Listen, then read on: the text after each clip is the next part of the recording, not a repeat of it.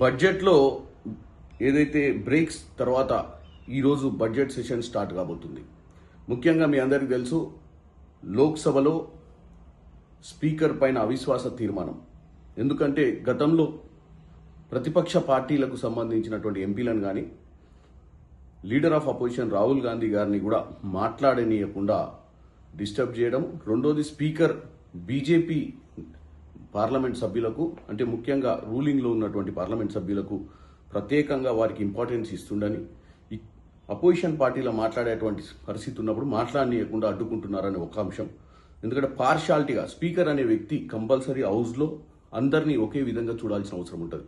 కానీ స్పీకర్ కేవలం వాళ్ళ ఆధినాయకత్వం ఒత్తిడితోటి ముఖ్యంగా ప్రతిపక్షాలను తొక్కిపెట్టే ప్రయత్నం చేస్తున్నట్టు మీరందరూ చూసిన విషయం. ఎందుకంటే గత ఈ 18వ లోక్సభ మొదటి నుంచి కూడా ప్రతిపక్షాలకు సరైన ఇంపార్టెన్స్ ఇవ్వకపోవడం, రాహుల్ గాంధీ గారు ప్రతి అంశం మీద మాట్లాడేటప్పుడు ఆయన డిస్టర్బ్ చేయడం, వాళ్ళ సైడ్ నుంచి నిషికాంత్ దూబే తర్వాత కొంతమంది నాయకులకు ముఖ్యంగా అవసరం లేని సమయాలలో కూడా వాళ్ళకు మైక్ ఇచ్చి డిస్ట్రాక్ట్ చేసి భారతదేశంలో ఉన్నటువంటి ప్రజలకు తప్పుడు సంకేతాలు ఇచ్చే విధంగా హౌస్ని నడుపుతున్నందుకు అవిశ్వాస తీర్మానం పెట్టారు.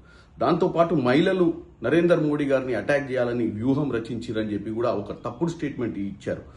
సో ఈ నో కాన్ఫిడెన్స్ మోషన్ అంటే అవిశ్వాస తీర్మానం ఈరోజు ముఖ్య అంశం.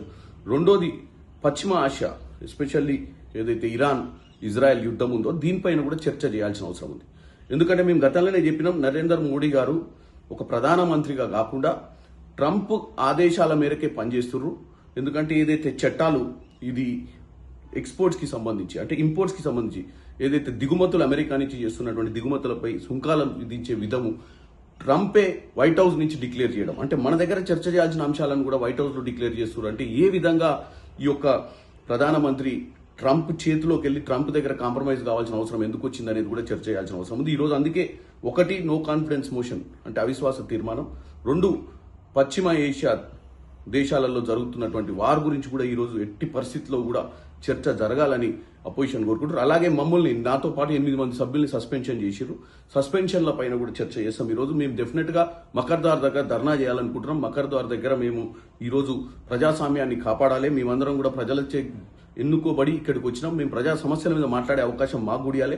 మాకు కూడా ఏదైతే అవిశ్వాస తీర్మానంలో మా 8 మంది సభ్యులను కూడా అవకాశం ఇవ్వాలి. ఎందుకంటే మేము కూడా ఓటేసే విధంగా, అంటే నో కాన్ఫిడెన్స్ మోషన్ పెట్టిందే 543 మంది సభ్యులు ఈ రోజు వాళ్ళ ఓటు అవకాశాన్ని వాడుకోనో, లేకపోతే ఏ విధంగా వాళ్ళు నో కాన్ఫిడెన్స్ మోషన్ టేబుల్ చేస్తారు, ఏ విధంగా వాళ్ళు ముందుకు తీసుకెళ్తారు అనే దాని మీద మాకు కూడా అవకాశం ఇవ్వాలని చెప్పి ఇలా మకర్వార్ దగ్గర మేము డెఫినెట్ గా ధర్నాలు చేస్తాం.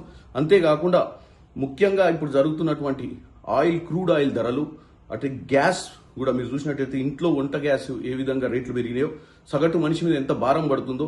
ఎందుకంటే మనం ఈ రోజు ట్రంప్ను సంతోష పెట్టడం కాదు. ఎందుకంటే ఇంకో ఆశ్చర్యకరమైన విషయం ఏంటంటే ట్రంపే విదేశాల నుంచి ఈ నెల రోజులు మీరు రష్యాలో ఆయిల్ కొనుక్కోమని చెప్తున్నారు. అంటే ఈ నెల రోజులు యుద్ధం జరుగుతుంది కాబట్టి మా దగ్గర నుంచి మీకు వచ్చే క్రూడ్ ఆయిల్ రాదు కాబట్టి మీకు ఈ నెల రోజులు నేను మీకు చెప్తున్నా, మీరు కావాలంటే రష్యా దగ్గర కొనుక్కోండి, నాకేం అభ్యంతరం లేదనే విధంగా ఆధిపత్యం చెలాయిస్తారు మన మీద.